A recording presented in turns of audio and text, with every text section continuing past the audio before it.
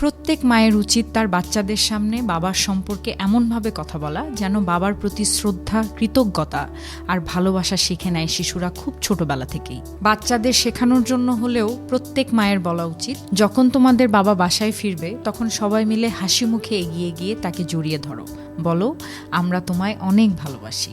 তোমাদের বাবা সারাদিন রোদে পুড়ে ঘামে ভিজে ক্লান্ত শরীরে ঘরে ফেরেন শুধু তোমাদের মুখে হাসি দেখার আশায়।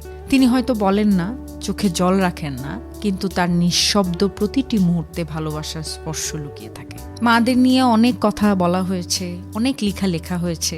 বাবাদের নিয়ে স্বাভাবিকভাবেই আমরা একটু কম বলে থাকি, চর্চাটা আমাদের মধ্যে একটু কম। বাবারা তাদের ভালোবাসার শব্দে নয়, কাজে প্রকাশ করেন। বাচ্চাদের বলুন, তোমাদের স্কুল ফি সময় মতো দেয়া, রাতে না খেয়ে তোমাদের পেট ভরানো, ঘুম ভেঙে তোমাদের ঘুমাতে দেখা, এসবই তাদের না বলা ভালোবাসার ভাষা। বাবা মানে হলো সেই